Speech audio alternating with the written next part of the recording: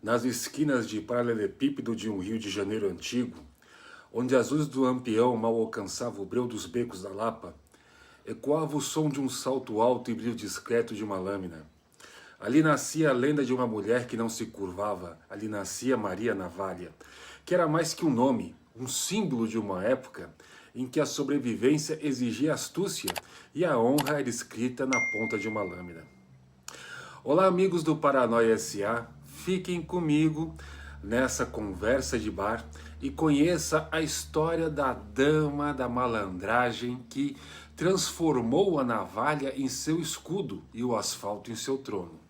Não dá para falar de Maria Navalha e sua jornada no mundo espiritual sem antes falarmos de suas raízes terrenas, onde a dor e o abandono forjou um arco em sua alma e transformou ela em uma das entidades mais respeitadas da espiritualidade. Antes de se tornar a rainha da boemia, Maria foi uma menina comum que andava descalça aí pelas ruas, que não aprendeu a ler, nem tampouco sequer soube o que era ter um livro em suas mãos. Mas as ruas ensinaram a ela a ler outra coisa, o cais do porto, e as pessoas que lá iam e vinham como as ondas da maré. Maria não tinha casa, então as ruas do entorno do porto se tornaram a sua casa. Naquele Rio de Janeiro que começava a dar os seus primeiros passos para se tornar uma cidade cosmopolita, né?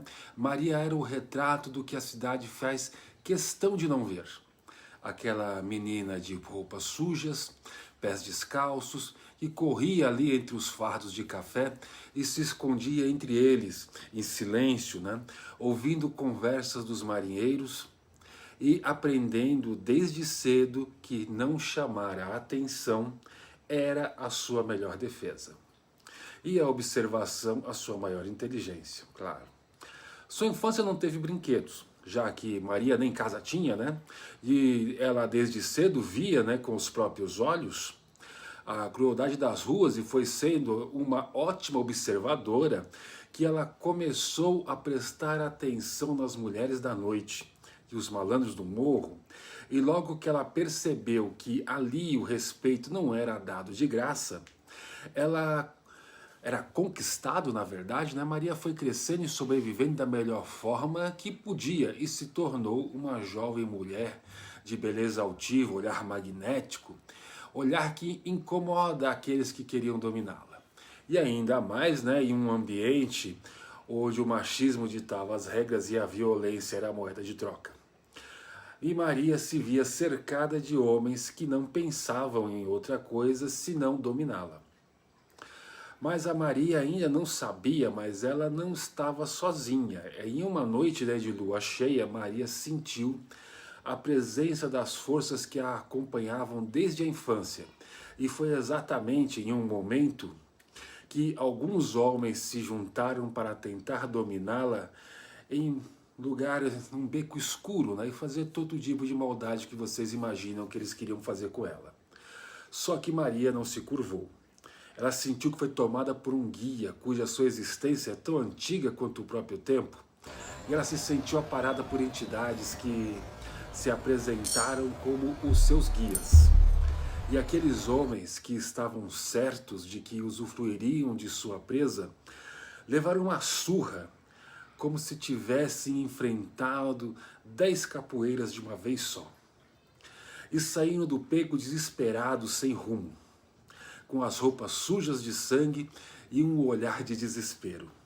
Naquela noite, a Lapa testemunhou o despertar de uma guerreira espiritual.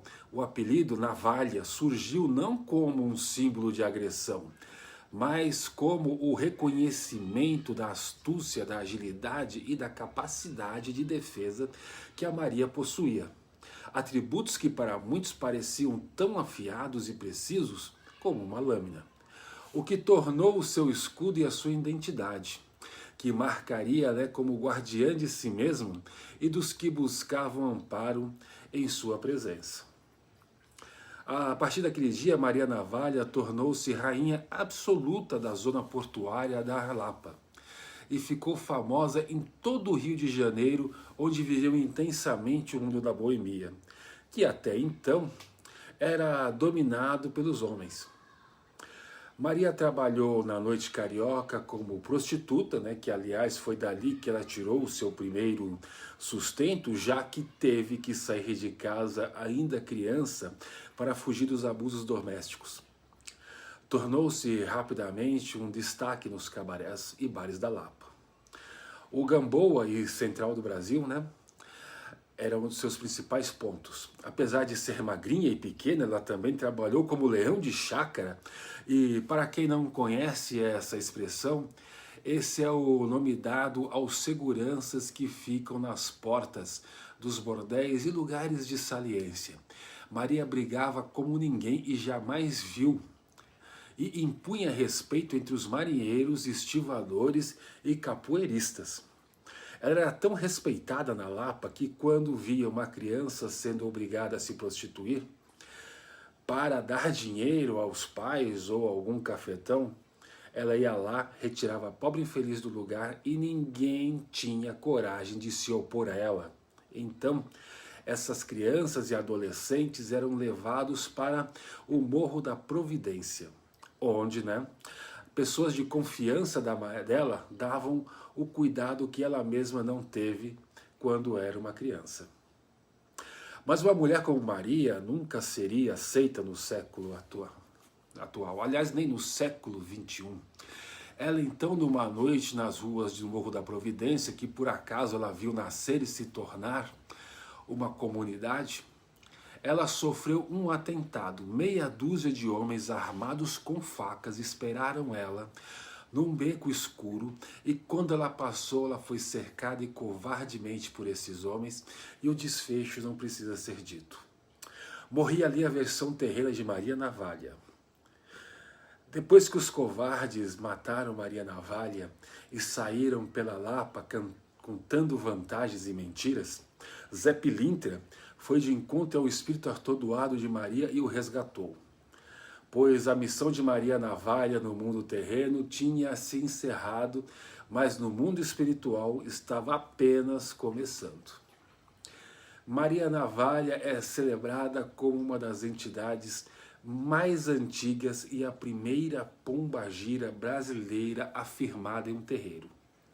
A sua primeira aparição não poderia ser em outro lugar senão num terreiro no Morro da Providência, onde ela incorporou em um médium uma pequena e franzina moça, erguendo o corpo com tamanha imponência que todos reconheceram imediatamente a presença daquela que dominava as ruas da Lapa. Maria Navalha hoje atua como guardiã que corta injustiças e protege especialmente as mulheres que sofrem abuso. Maria Navalha não se despediu do mundo, ela apenas mudou de plano para jamais ser esquecida. Se em vida ela usou o aço para garantir o seu espaço na Lapa, em espírito, ela transformou a sua força em proteção para os desamparados. Hoje, ela não é apenas um nome nos livros de história ou um vulto nos arcos da Lapa, mas sim a voz que sussurra coragem para quem caminha só na noite. Com seu chapéu Panamá e seu sorriso audaz, ela segue provando que a verdadeira malandragem é transformar dor em luz. Se você ficou aqui, meu muito obrigado. Se inscreva no canal, deixe seu comentário o que você achou do vídeo.